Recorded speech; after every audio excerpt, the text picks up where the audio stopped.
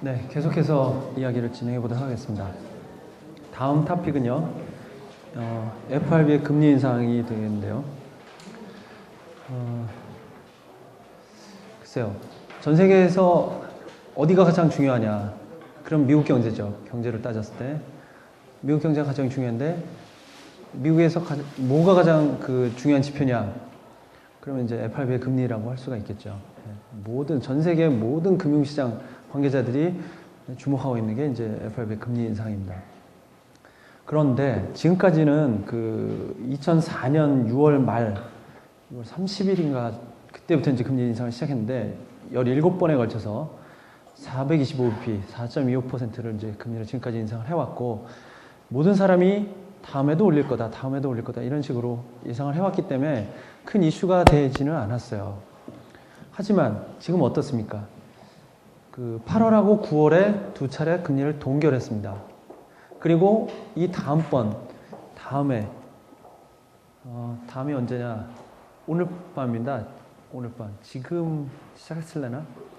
그래서 저 내일 아침에 가서 보고 써야 되는데 새벽에 나가서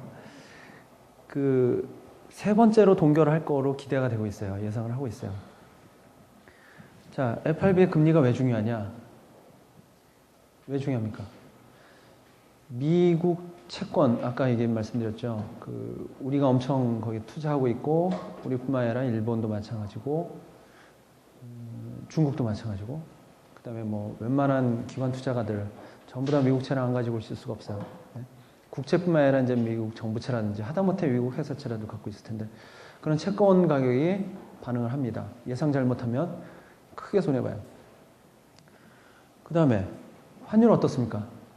요새 성장률 이런 거 얘기하지만 그다음에 안전자산 선호 때문에 왔다 갔다 한다고 그러지만 그래도 아직은 금리 요인이 커요. 환율이 강세를 보이냐 약세를 보이냐를 좌우하는 이런 식으로 이 FRB의 금리가 중요한데 이전과 달리 앞으로 어떻게 될지가 상당히 이제 중요하단 말입니다. 이거 잘못하면 큰일 나니까. 그래서 이제 다들 관심을 집중하고 있는 거고요. 다만 현재로서는 이제 동결할 게 가능성이 이제 거의 다 그렇게 생각을 하고 있고 그래서 큰 문제가 안 되는데 다음번에는 금리를 애들이 다음번 조치 이렇게 동결로 가다가 한 번쯤 더 인상을 할 거냐 아니면 그냥 주저앉을 거냐 이게 첫 번째 관심사고 만약에 그냥 금리 인상 없이 다음번 조치는 이제 금리 인하가 될 거라고 한다면 그 시점이 언제가 될 거냐 이게 이제 중요한 관심사가 되는 거죠. 자, 좀 전에 제가 설명드렸듯이 미국 금리가 왜 중요하냐 얘기를 했는데, 금리가 가운데 있죠? 금리가 상승하면 어떻게 됩니까? 자산 가격이 뚝 떨어질 수가 있고, 경기가 침체하고, 이렇게 해서 소비가 감소하고, 이런 얘기가 되는 거죠. 소비 감소하면 어떻습니까? 경제가 성장이 줄어든다는 의미죠. 자, 그래서 지금 말씀드렸듯이 향후의 금리 인상에 대해서 의견들이 많은데 주된 의견은 FRB 금리 인상이 사실상 종료됐다. 17번 한 거로 끝나고 다음은 언제가 될지 모르지만 이제 금리 인하가 될 것이다. 이렇게 얘기를 하고 있는 게 이제 중론입니다. 그 밑에를 먼저 보시면 왜 그렇게 생각하느냐? 그러니까 이제 미국의 성장을 주도해 왔던 게 뭐겠습니까? 그렇습니다. 예. 좀 이상하게 들지 모르지만 미국에서는 성장 동력이 미국의 수출은 아니지 않습니까? 주택 부문이었어요. 주택이 가격이 막 뛰면서 그거와 관련된 산업이 같이 호황 호조를 보이고 고용도 늘고 주택 건설업에 종사하는 사람들이 늘어날 거 아닙니까? 그러다 보니까 이 사람들이 수입이 많아지고 그러면서 이제 소비 여력이 높아지고 그러면서 경제가 같이 이제 뜨는 거예요. 부동산으로. 뒤에 나오겠지만 그 GDP 성장에 기여하는 기여율 이 50%예요. 그러니까 얘네들이 한 5% 아니 4% 성장했다 그러면 그 중에 2%는 주택시장 때문이었다는 거죠. 주택 때문에. 뭐 이 정도가 되는데 그러던 주택시장이 지금 이제 가라앉고 있다. 그러니까 어떻게 되겠느냐. 경제가 둔화될 거고 경제가 둔화되는 상황에서 FRB는 금리를 인상하지 못할 것이다. 끝났다는 얘기죠. 실제로 이 미국 쪽에 그 뉴스 있지 않습니까? 인터넷 뉴스 이런 걸 보면 웃긴 얘기가 집값이 한 그 정점 대비로 한 10% 이상 떨어졌대요. 그래가지고 요즘에는 그건 뭐야? 끼워 팔기라고 그러나? 끼워 팔기를 한다고 그러더라고요. 집을 팔 때. 그러니까 내가 이 집 사면 내 이 차 줄게 이런 거예요. 정말이에요. 그런 기사 있어요. 이 차 줄게. 끼워 줄게. 이렇게 하거나 심지어는 어떤 것도 있냐면 내 이 집 사면은 내가 요리를 잘하는데 내가 한 달 동안 요리해 줄게. 행사 있을 때마다. 모르겠습니다. 제가 이제 영어를 읽어서 잘못 이해했을지 모르겠지만 하여튼 어떤 그 자기가 가진 특기를 가지고 봉사하는 서빙을 해줬다는 이런 것도 있어요. 이런 상황이더라고요. 그러니까 집값이 한 10% 정도 떨어졌다 그런 건 이게 규모가 큰 거예요. 그 자체도 크지만 거의 떨어질 만큼 떨어졌다는 게 더 이상 떨어지면은 에이 나 안 팔아 이러고 말거든요. 이런 사람들이 생기거든요. 그러니까 거의 떨어질 만큼 떨어졌다 이렇게 볼 수도 있을 거예요.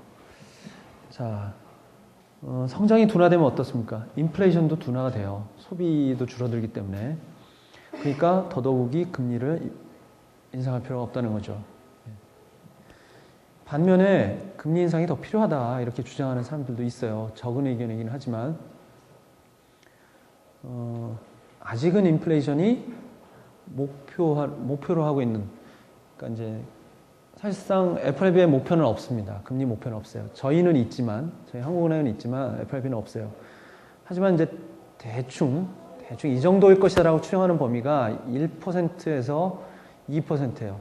그러니까 물가가 1년 동안에 한 2% 정도 오르면 뭐 용인할 만하다. 그 정도는 좋다. 이렇게 보는 거예요. 그런데 현실이 어떠냐면 한 2.9% 뭐 이 정도거든요. 그러니까 아직은 높은 거 아니냐. 그러니까 금리 인상이 더 필요하다. 그 다음에 성장이 완전히 둔화될 거라고 보기도 어렵다. 2, 4분기, 3, 4분기 낮아질 거지만 4, 4분기 되면 반등세, 성장세가 다시 높아질 수도 있다. 이렇게들 얘기를 하고 있어요. 자, 보십시오. 지금 많은 사람들이 요 밑에 건다고 했잖아요. 근데 금융시장이라는 게 참 웃긴 게 여기에다 베팅 해가지고 투자를 한 사람들은 만약에 이게 이제 사실로 판명되면 많이 먹는 거예요. 그렇죠? 대신에 위험이 크죠. 이렇게 생각하는 별로 없는데 공짜는 없다. 자, 요거는 이제 저희가 그 일하면서 자주 보는 블룸버그 터미널인데요. 여기 보시면 그 빨간 박스 맨 밑에 보면 5.29 이렇게 나와 있지 않습니까? 이게 뭐냐면 이제 오늘 밤에 하는 오늘 밤이 아니네. 내년 2월이네요. 내년 2월까지 그러니까 페드 펀드 레이트, 그러니까 FRB의 정책 금리가 5.29. 지금 5.25인데 5.29예요. 그러니까 약간 오를 거라고 보는 거예요. 그러니까 근데 이제 금리는 약간 오르지는 않기 때문에 최소 25bp씩 움직이기 때문에 이건 뭐냐면 그 이제 퍼센티지가 낮은 거죠. 가능성이 낮다고 보는 거죠. 그렇죠? 맨 위에 보시면 어때요? 10월 그러니까 오늘 밤인데 5.25예요. 누구도 다 동결될 거라고 생각을 하고 있는 거예요. 조금도 의심하고 있지 않는 거죠. 자, 아까 말씀드린 그 주택시장의 영향인데요. 이거는 간단하게 보시면 여기 보시면 50%. 그 이전에는 한 30, 40% 되다가 2005년 50%. 그러니까 성장의 절반은 이제 주택에서 나온다. 뭐 이런 상황이라는 거죠. 자, 그다음에 NY 약세 토픽으로 넘어가겠습니다. 엔화의 약세도 이게 이제 미국의 금리하고 무관하지 않습니다. 아까 말씀드렸듯이 이 환율에 가장 크게 영향을 미치는 게 이 금리예요. 아직은 금리라고 보시면 돼요. 이 각국의 정책 금리인데, 아까도 저기 질문이 있어서 이제 설명을 해드린 바가 있는데, 작년 말만 해도 이제 그 올해 들어서 2006년 들어서는 달러가 약세로 돌아설 것이다라고 예상을 했어요. 많은 사람들이. 그런데 딱 2006년이 되고 시간이 가도 안 떨어지더라고요, 달러가. 그래서 이제 상반기 가면서 이제 그럼 전문가들이 뭐라 그러냐. 하반기에는 달러가 약세로 돌아설 것이다. 왜? 미국의 정책 금리는 이제 인상되는 게 끝났고, 반면에 일본 경제 같은 경우에는 이제 금리를 인상할 거고, 앞으로 성장세가 이제 높아지고 하면서 금리를 인상할 거고, 그거는 유로도 마찬가지다. 유로 지역도 금리를 계속 인상할 거기 때문에 금리 격차 측면에서 어때요? 일본하고 유로 쪽이 높아질 거기 때문에 이제 엔화하고 유로화가 강세를 보일 것이다. 그래서 달러는 약세를 보일 것이다. 이런 얘기를 했던 거죠. 하지만 어떻습니까? 하반기가 다 돼가도록 달러는 강세를 보이고 있습니다. 왜 그럴까요? 자, 반대로 생각하시면 돼요. 미국 경제가 둔화되고 금리가 낮아질 거라고 생각했는데 이거 뚜껑을 열어보니까 생각보다 오래 가더라 이거예요. 미국 경제가. 예상보다 견조하더라. 현재로서도 그래요. 맨 처음에 제가 시작할 때 좀 전에 말씀드렸듯이 4, 4분기에 미국 경제가 반등할 가능성도 있어요. 다시 이제 성장세가 높아질 가능성이 있어요. 그렇게 되면 어떻게 돼요? 인플레이션 가능성도 높아지면서 미국이 가능성은 낮지만 FRB가 금리를 인상하게 된다고. 그렇게 되면 아까 말씀드렸죠. 그 소수 의견에 베팅한 사람들이 먹는 건데 달러가 더 강세로 가는 거죠. 그렇죠? 아무튼 현재로서는 생각보다 달러 강세 요인이 많더라. 금리 측면에서 볼 때. 반면에 일본 쪽은 어떠냐? 얘네들 금리를 인상을 계속 할 줄 알았어요. 적어도 뭐 하반기 들어서 한두 차례 정도는 더 할 줄 알았어요. 그런데 어때요? 생각보다 이렇게 일본 경제가 살아나지 못하고 있고, 특히 정책 금리를 좌우하는 이 물가가 이렇게 살아나고 있지 않아요. 그러니까 일본 애들이 안 쓰는 거죠. 그래서 작년 말부터 올해 초까지는 이 소비자 물가 상승률이 연간으로 0.5% 정도 됐었는데, 최근에는 어느 정도냐면 0.3, 0.2예요. 이게 더 높아져도 좀 시원찮을 판인데 더 낮아지고 있다고요. 그럼 어때요? 일본은행이 금리를 인상할 가능성은 점점 더 멀어지는 거죠. 그러니까 금리 격차가 유지되거나 한동안은 더 가겠다는 얘기죠. 그러니까 달러가 약세로 가지를 못하고 있는 거예요. 자, 그 다음에 한 가지 더 얘기를 하자면, 자, 이걸 제가 넘기는 걸 얘기를 했는데, 미국 현재가 5.25, 유로가 3.0, 일본이 0.25예요. 이거 빼보시면 금리 격차가 나오죠. 금리 격차가 줄어들어야지 현재의 통화 방향이 바뀌는 건데, 그러지 못하고 있다는 얘기죠. 자, 그 다음에 엔화가 약세를 보이는 요인 중에 하나, 아까 말씀드렸듯이 엔캐리 트레이드라는 개념을 말씀드렸는데, 이게 또 중요해요. 이 통화 이거에. 왜냐? 일본에서 엔캐리 트레이드를 하고자 하는 사람은 어떻습니까? 일본에서 돈을 빌려요. 일본의 금융기관에서. 어디가 됐든. 돈을 빌립니다. 그러면 이거를 다른 나라에 가서 투자하기 위해서는 어떻게 해야 됩니까? 달러로 바꿔야 돼요. 일단은. 그죠? 그러니까 어때요? 달러에 대한 수요가 많아지지 않습니까? 그래서 캐리 트레이드가 늘어날수록 약세가 된다고 보시면 돼요. 머리 이렇게 생각하실 필요 없이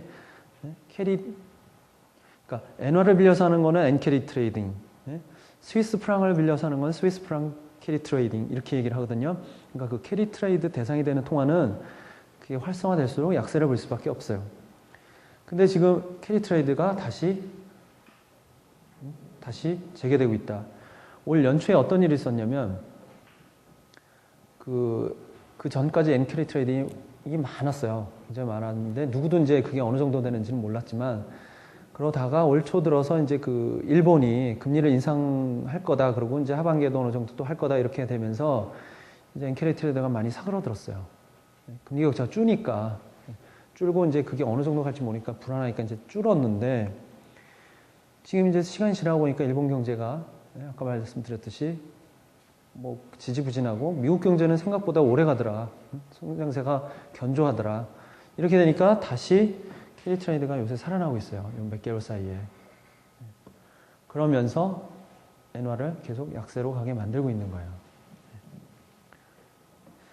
좀 전에 그 질문하신 분들도 나와서 하는 얘기가 이제 그 엔화 약세가 어느 정도 갈 것이냐 이런 얘기를 하는데 뭐 저도 책임 있는 답변을 드릴 수는 없죠. 하지만 적어도 조금 더 가지 않겠느냐, 조금 더 가지 않겠느냐 생각이 들어요.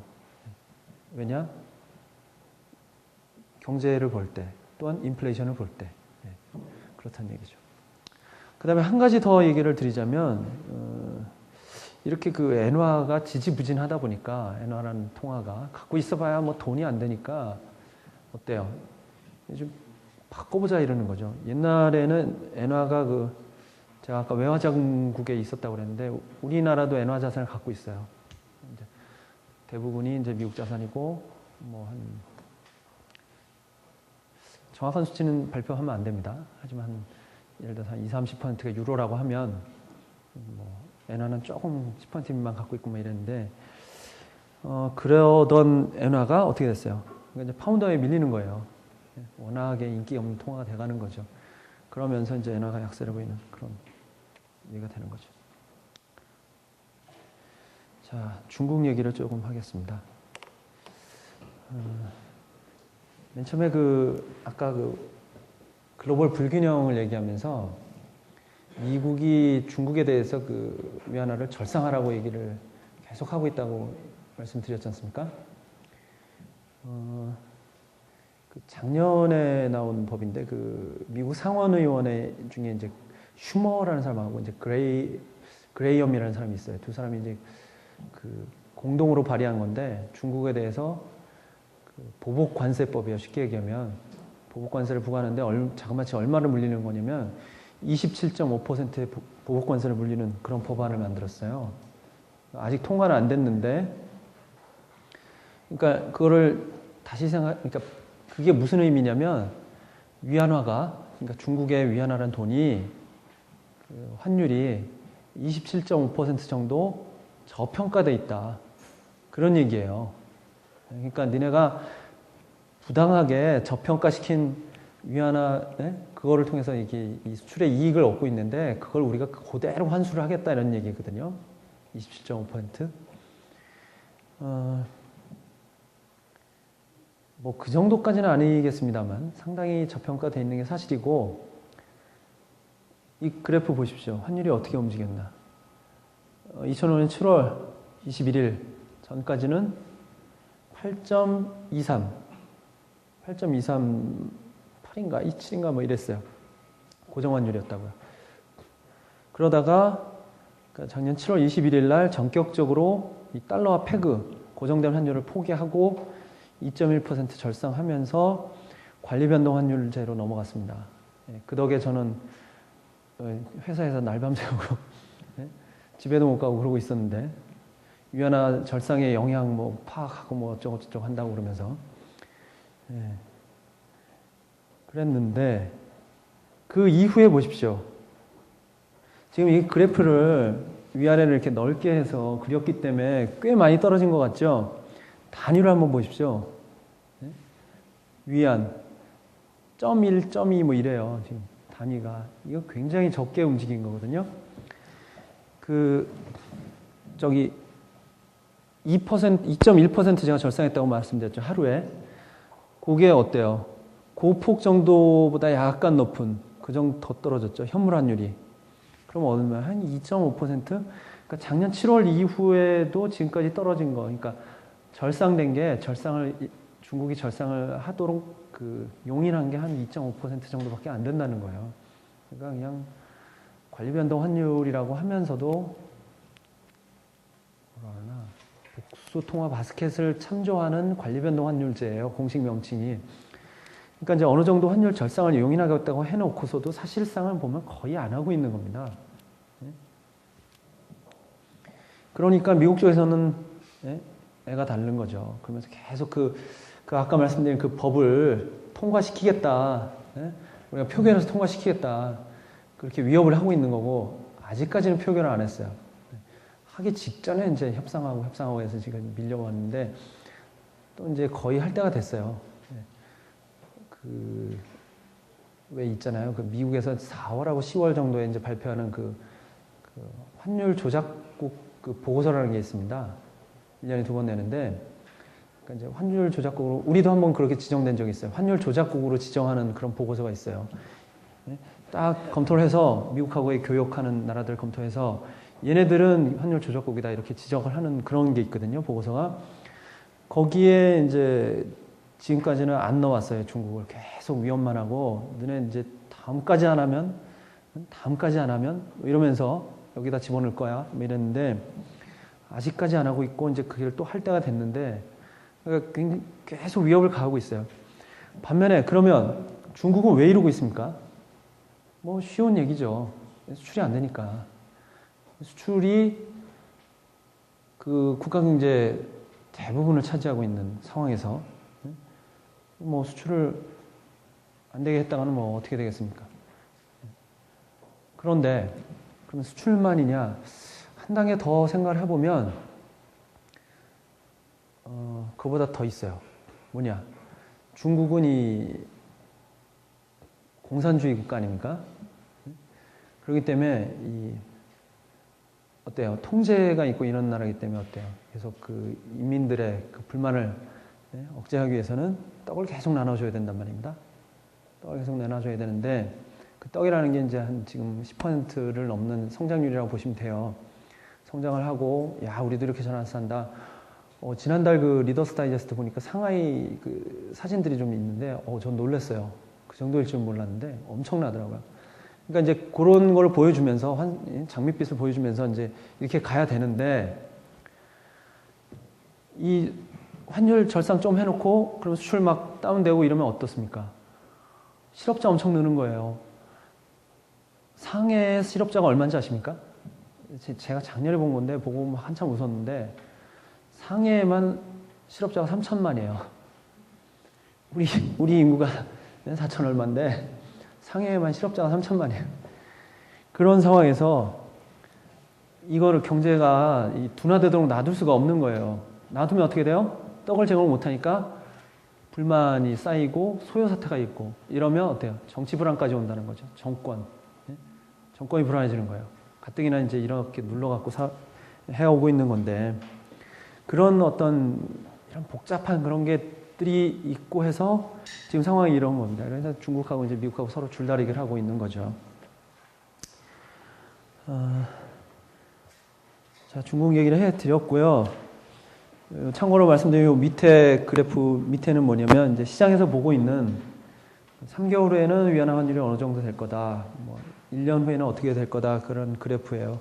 보시면 한 1년 후에는 한 7.65 정도로 떨어진다 이렇게 보고 있는 건데, 현물화랑은 차이가 크지 않죠. 이거 화면이 터치 화면이네요. 네. 자, 넘어가겠습니다.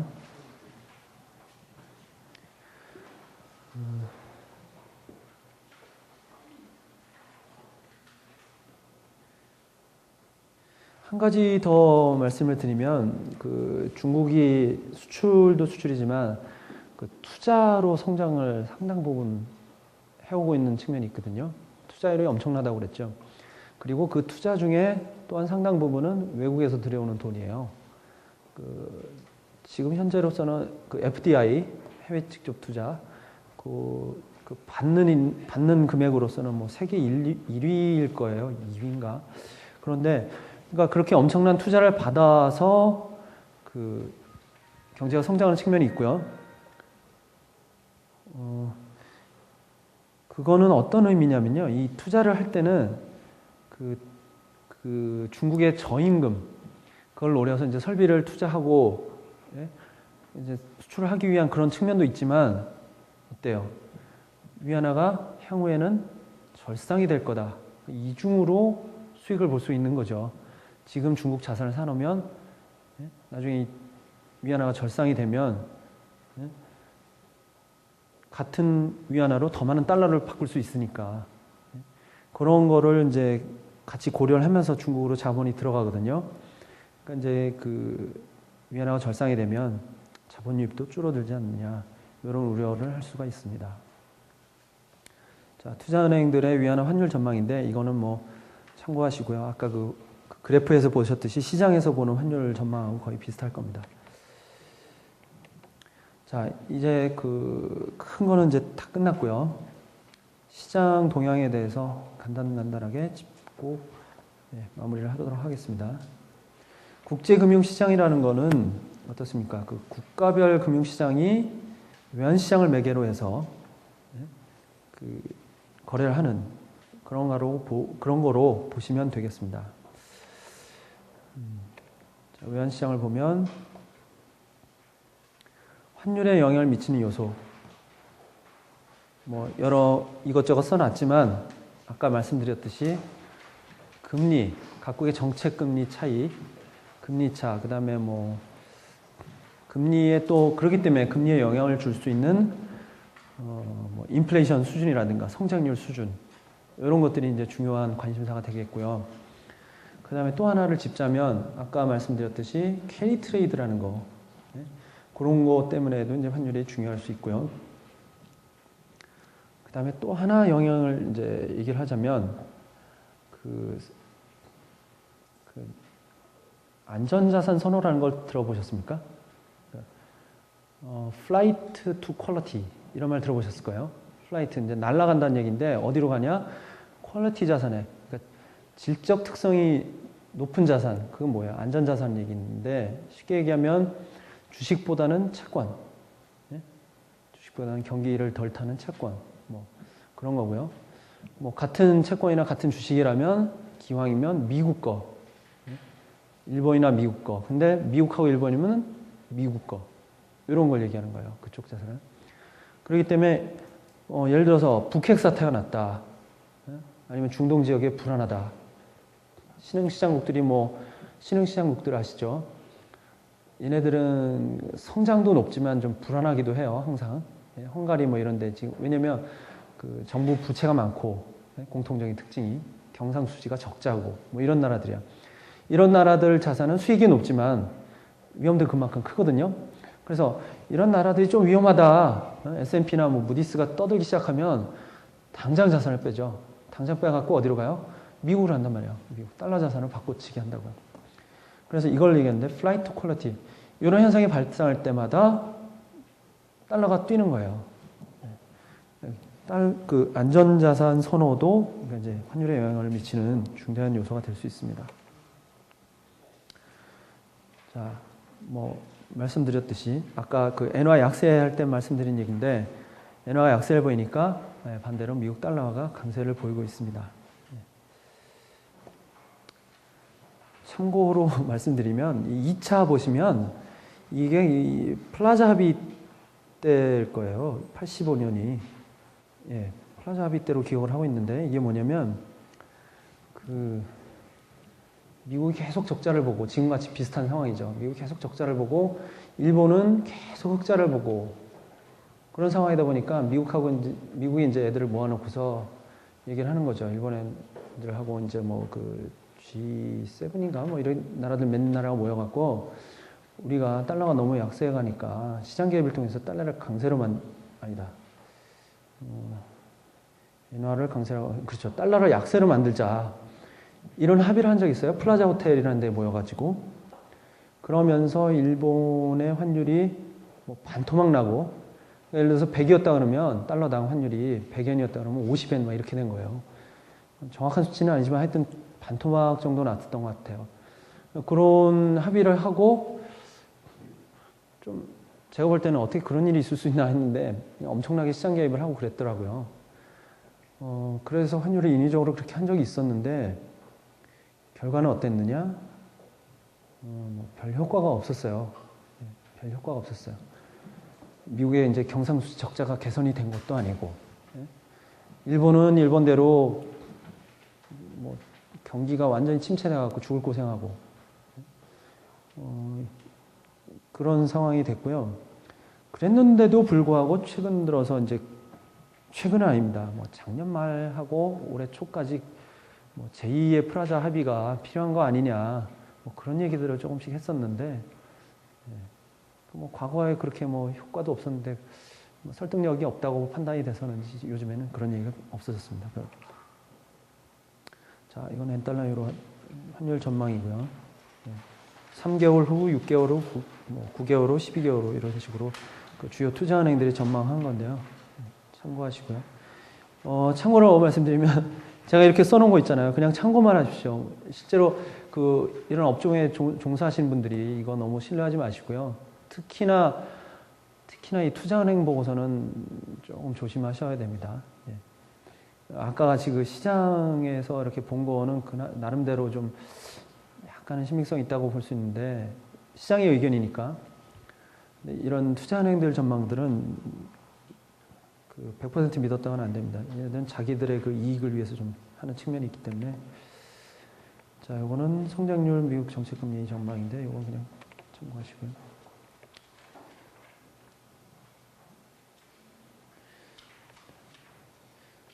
저기 채권 시장 말고요. 요 뒤에 있는 주식 시장을 먼저 설명드리겠습니다. 왜 이걸 말씀드리냐면 요새 미국의 주가가 엄청 뛰고 있거든요. 근데 참 이상한 게 또 보면은 그 다른 나라, 그러니까 일본하고 유로 지역 주가도 같이 움직인단 말입니다. 채권도 그래요. 엄청나게 뛰고 있죠. 주가에 영향을 미치는 요인들은 왼쪽에 이제 나타냈는데, 뭐 FRB의 금리 인상, 그러니까 주식도 자산이니까 어떤 자산이건 마찬가지예요. 금리가 오르면 자산 가격은 떨어질 수밖에 없어요. 그다음에 주가니까 기업 실적이라든지 뭐 유가 뭐 이런 것들이 포함이 되는 것 같습니다. 그게 영향을 미치는 거고, 저 위에 있는 거는 좀 잘못 들어갔네요. 자, 미국 주가가 어느 정도까지 뛰었냐면 12,000포인트 돌파했고요. 지난주 금요일 아니나 목요일 날 돌파했고, 이번 주 들어서 월요일, 화요일 두 차례 다 사상 최고치를 경신했습니다. 뭐 엄청나죠? 그다음에 S&P도 뭐 같이 따라가고 있고요. 뭐 이걸 분석해 보니까 왜 그러냐? 그러니까 아까 나왔듯이 미국 경제가 좋다. 생각보다, 예상보다. 그다음에 이제 아까 유가 상승하면서 유가가 정작 하락한 이유에 대해서는 별로 얘기를 안 했네. 여기 유가 하락에 따른 인플레이션 우려 진정이라고 나왔는데, 이게 이제 미국 주가에 이제 플러스가 되는 요인이고요. 글쎄요, 왜 유가가 하락했느냐 하면, 글쎄요. 제가 요새 좀 덜 쳐다봐서 그런지, 그 지정학적 그 요인들 있잖아요. 그런 것들이 이제 그 유가에 영향을 많이 미치는데, 특히 중동 지역이요. 그런 불안 요인들이 많이 없어지고, 그다음에 가장 많이들 얘기하는 게 이제 미국의 재고, 원유 재고가 많이 늘었다. 그런 얘기를 하고 있고요. 그런 얘기들을 하고 있는 것 같습니다. 유가가 하락한 게. 아무튼 저희한테 굿뉴스고요. 미국에도 이제 굿뉴스이기 때문에 인플레이션 뭐 그런 우려들이 진정되면서 상승세가 보이고 있고, 그다음에 가장 중요한 게 이 기업 실적이에요. 이 보면은 구글 같은 경우에는 3, 4분기 실적이 어느 정도냐면 90%가 넘더라고요. 순이익 증가율이. 구글 같은 경우에 순이익 증가율이 작년 3, 4분기 대비로 90% 이상이 늘었어요. 그리고 화이자라고 아시죠? 화이자 아스피린 만드는 회사인가요? 다국적 그 제약회사인데 거기는 112% 늘고, 순이익이. 여러분들 그 회사 다니시면 순이익이 이렇게 늘었다면 엄청 좋으시겠죠? 보너스 나올 텐데. 그다음에 IBM도 한 40%가 그 정도 늘고, AMD라고 그 프로세서 만드는데 거기도 한 50% 되는 것 같고, 순이익이 엄청나더라고요. 물론 야후 같은 데는 떨어졌어요. 그런 이게 이제 명함이 있긴 한데 그 다수의 기업들이 상당한 실적을 보여주고 있기 때문에 계속 밀어올리고 있는 거죠. 소위 말해서 요즘이 말하는 어닝 시즌입니다. 어닝 시즌. 수익 발표하는 시즌이죠. 자, 채권 시장은 어떻습니까? 주가랑은 좀 반대로 움직이죠. 주가가 오르면 채권 가격은 대체로 떨어지죠. 그러니까 이제 일종의 대체 자산이기 때문에 이제 채권 가격이 내리면서 금리는 오르는, 오른쪽 끝에 동그라미 오른쪽 보시면 금리는 오르는 그런 상황을 보여주고 있는 거예요. 채권이 인기가 있을 때는 언제입니까? 경기가 둔화될 거라는 때, 경기가 둔화될 거로 보여지는 때, 그런 때는 채권이 인기가 있는데요. 지금은 그럴 거로 예상을 하고 채권 가격이 한동안 계속 올랐었어요. 그러다가 최근 들어서 반등을 하고 있는 거죠. 금리가. 단기금리에 넘어가겠습니다. 단기금리 오름세를 보이는 거는요, 그 정책금리에 따라서 그대로 가는 거니까. 자, 그 다음에,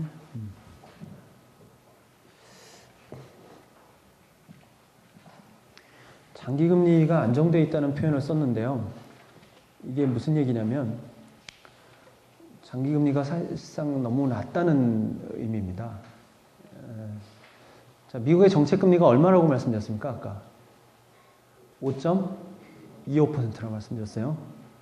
그런데 지금 여기 그려 있는 거는 10년 만기 채권이거든요. 자그마치 10년. 근데 그 금리가 어때요?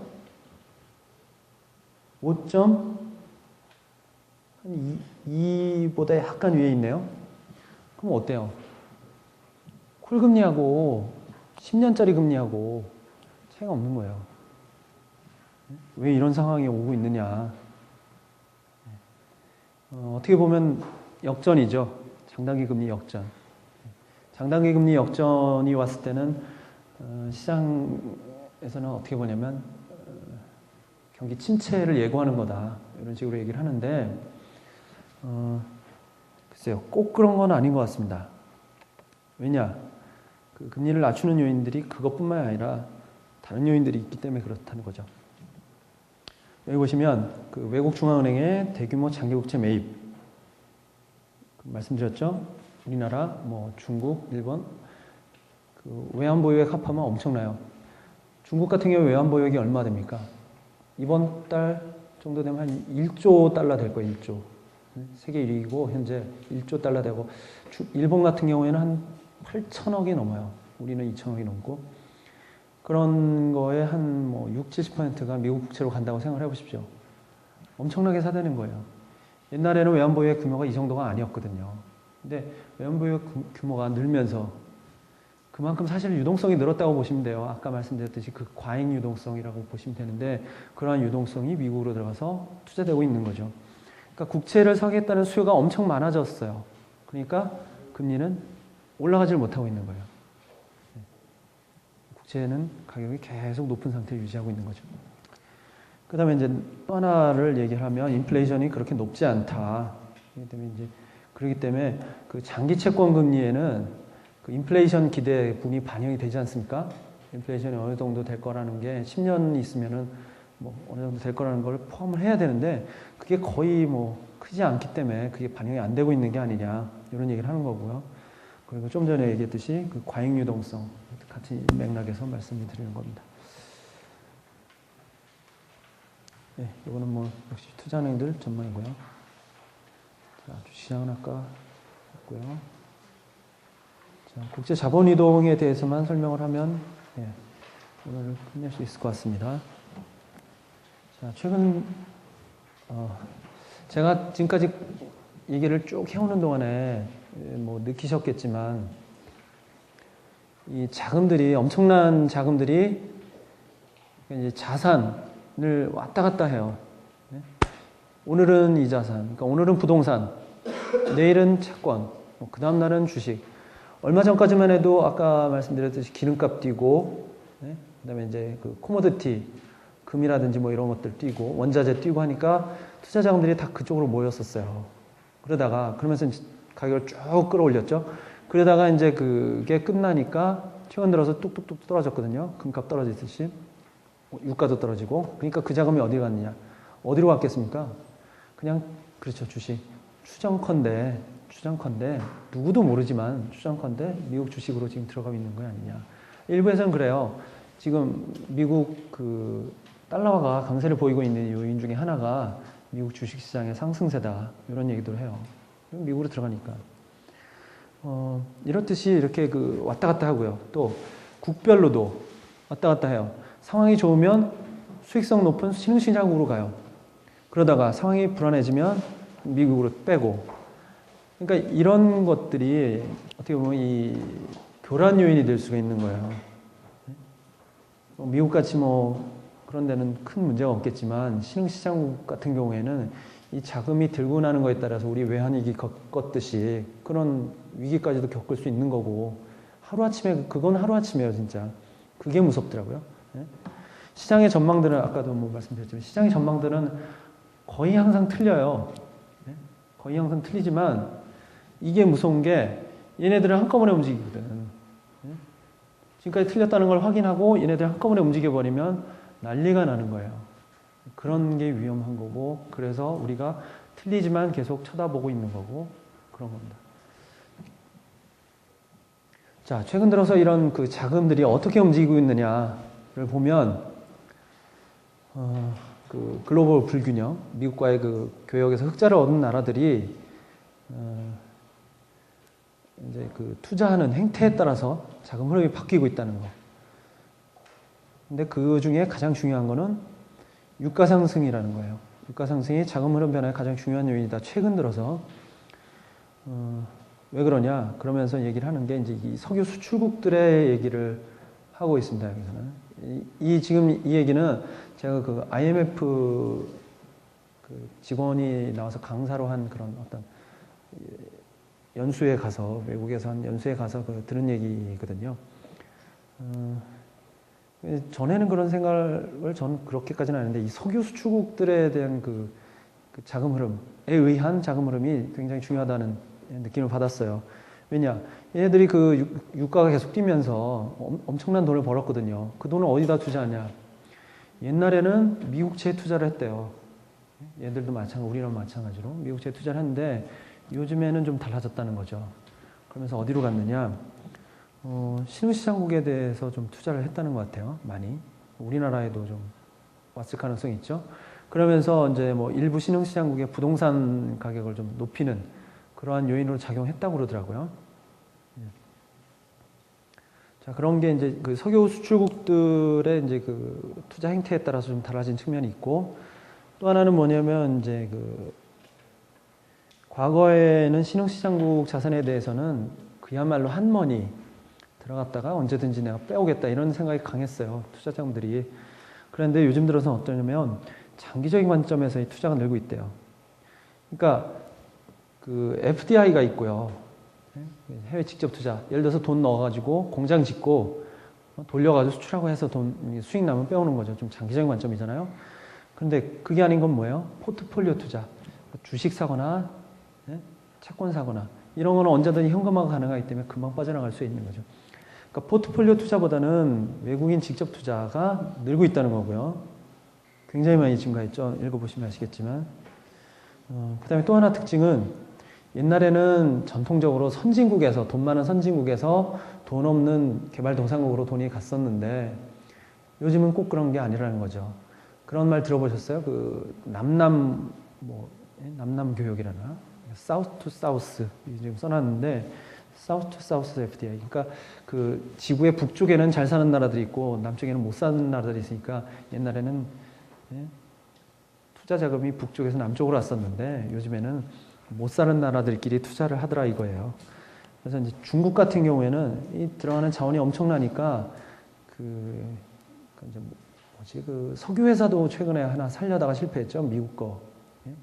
석유 회사도 살려고 하고 뭐 이런 식입니다. 그러니까 자원을 그 안정적으로 확보할 수 있는 그런 투자 쪽으로 나가고 있다는 거죠.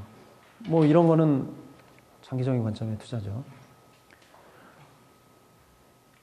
자, 그 뭐 석유 수출국들을 중심으로 이제 신흥시장국 투자가 늘고 있는데 왜 늘고 있느냐? 선진국들은 금리가 너무 낮다. 투자해봐야 뭐 남는 게 없다. 그다음에 이제 그 석유 수출국들이 돈이 워낙 빨리 늘다 보니까 그 전통적인 투자 수단에 대해서 투자할 데가 없더라. 뭐 이런 측면도 가능하겠죠. 네? 이제 아니면은 돈이 많아지다 보니까 일정 부분 떼서 좀 위험한 자산에 해볼까 이런 생각을 하게 되겠죠. 여유 자금이 많아지다 보면 한 10% 정도는 떼어서 뭐 주식을 하시든 이렇게 해도 가능한 거 아닙니까? 그런 심정이겠고요. 그다음에 신흥시장국들이 옛날만큼 위험하지 않더라. 펀더멘털이 개선돼서 그런 얘기고요. 그다음에 뭐 그 같은 맥락이지만 그 IMF나 파리클럽이라는 게 이 선진국들 돈 빌려준 선진국들의 이제 를 모아서 얘기하는 건데 걔네들에 대해서 이제 그 돈을 옛날에 빌렸던 거를 많이 상환을 했어요. 조기 상환을 했어요. 뭐 그 덕에 IMF가 요새 그 구조조정한다고 그러더라고요. 전 세계적으로 돈을 빌려줘야 애들이 돈이 생기는데 수입이 생기는데 돈을 빌려가는 데가 그러니까 경제 위기가 많이 안 발생하고 돈을 빌려줄 데가 없으니까 수입이 줄어든다고 그러더라고요. 아무튼 그러니까 이런 나라들이 상환을 하다 보니까 빌릴 수 있는 여력이 늘어나는 거죠. 차임 여력이. 그래서 이제 위험이 적어지는 그렇기 때문에 이제 늘고 있다 이런 얘기고요.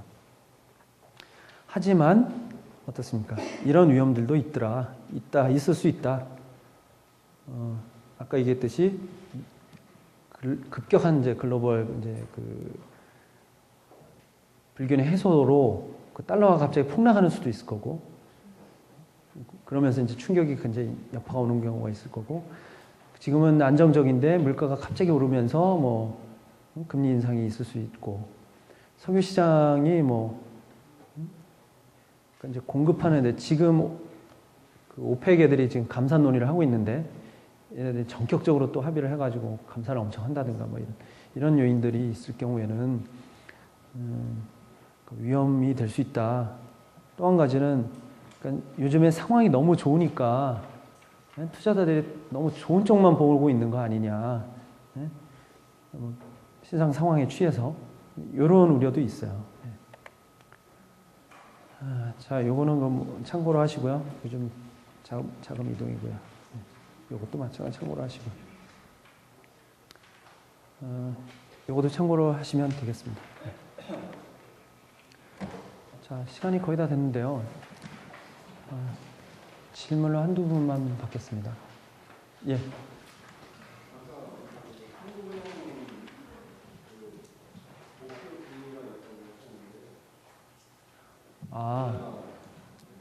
목표 금리는 아니고요. 저희가 그 물가 안정 목표제라는 걸 하고 있습니다. 그 인플레이션 타겟팅이라고 하는데요. 그러니까 우리가 죄송합니다. 제가 국제 쪽만 보다 보니까 우리가 정작 우리 은행이 얼마를 하고 있는지 모르겠는데 한 3% 내외일 거예요. 물가 안정 목표가 3% 내외예요. 그러니까 그만큼은 우리가 무슨 일이 있어도 지키겠다 하는 겁니다. 그래서 물가가 그보다 높아질 가능성이 있다면 저희는 금리를 인상하는 거고요. 그 아래에 있으면 굳이 저희가 금리를 인상할 필요가 없게 되는 거죠. 예. 답이 됐습니까? 그렇습니다. 예, 예. 물가에 따라서 저희가 금리를 조정하는 게 가장 기본적인 원칙적인 일입니다. 예.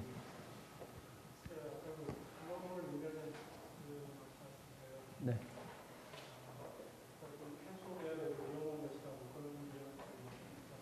네.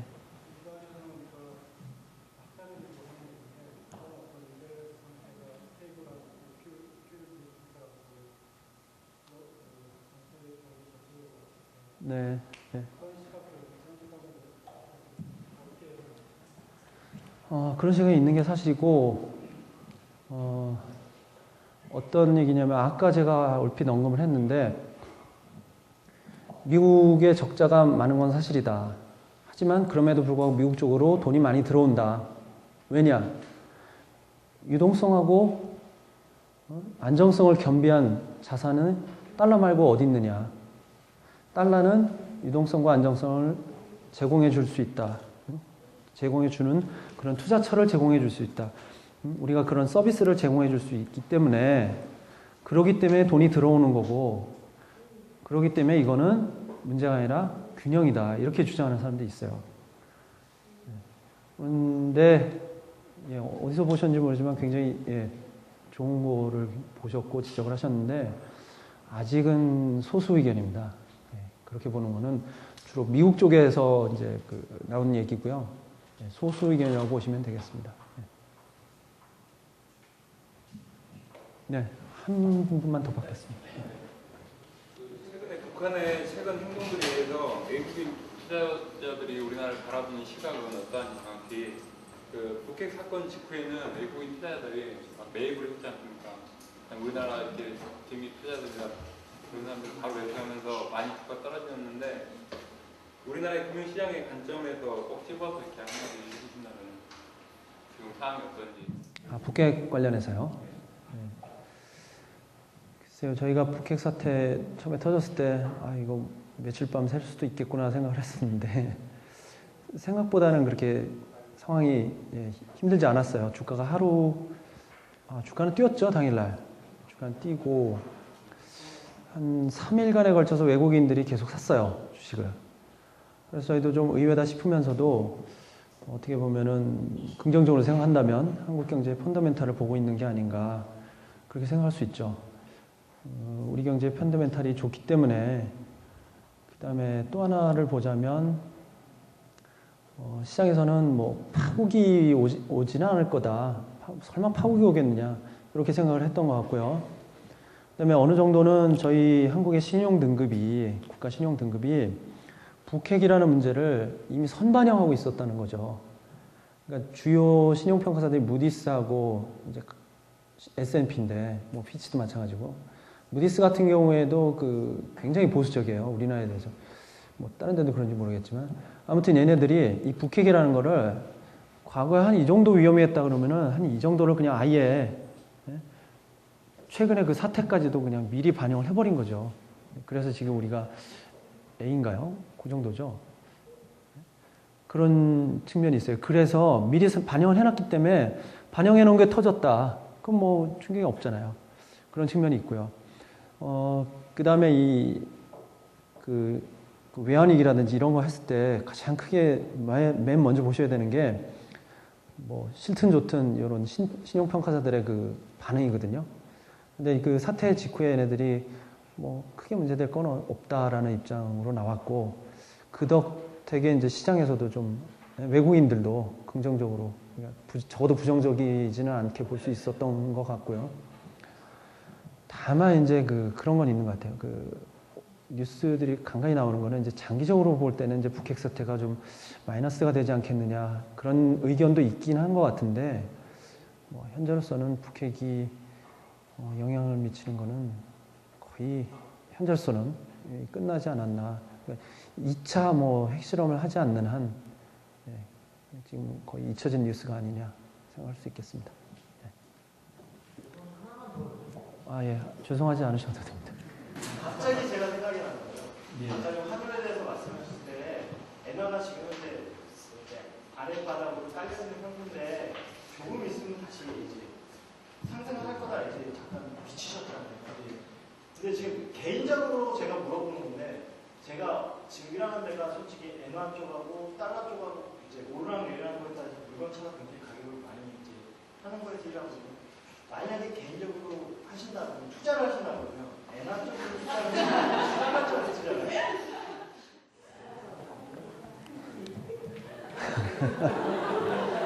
주관적인 입장입니다. 예. 먼저 책임 있는 답변은 아니라는 전제를 깔고요. 중요한 거는 그거라고 봐요. 자기가 어느 정도의 타임 스팬을 가지고 투자를 할 것이냐. 만약에 올해 안에 투자를 한다면 엔화 쪽에는 안 걸 것 같아요, 저는. 만약에 이제 내년이라면은 좀 상황이 달라질 수 있지 않을까 싶은데, 왜냐면 그러니까 이제 사람에 따라 틀리지만 내년쯤 되면은 이제 금리 인하가 있을 거라고 그래요. 뭐 빠른 사람들은 올해 말에도 있을 거라고 그러는데 한 내년 1, 4분기, 2, 4분기 정도로 사람들이 보는 것 같아요. 미국의 금리 인하 시점을요. 아무래도 미국의 금리가 인하가 되고 그러면 방향의 반대가 그러니까 좀 적어도 조정이 있지 않을까 싶고요. 그 다음에 지금까지도 달러가 강세를 보이고 있지만 시장의 평가는 물론 이제 투자은행들의 평가도 마찬가지지만 엔화가 많게는 30%, 20, 30% 정도 저평가되어 있다고 얘기를 하더라고요. 그러니까 모르겠어요. 뭐 시기를 참 특정하는 거는 사실 누구도 알지 못하는 거지만 엔화가 좀 저평가되어 있으니까 갑자기 뛸 가능성도 배제하기는 어려운데 현재로서는 그 아까 말씀드렸듯이 그 환율을 좌우하는 요인들이 금리 차고 그다음에 이제 그거를 뒷받침할 수 있는 경제 성장률 그다음에 뭐 물가 이런 요인들이니까 아마도 그런 요인들을 계속 이렇게 트레이스를 하시면 좀 도움이 되지 않을까 생각을 합니다. 네. 자, 오랜 시간 재미있는 강의 들어주셔서 감사합니다.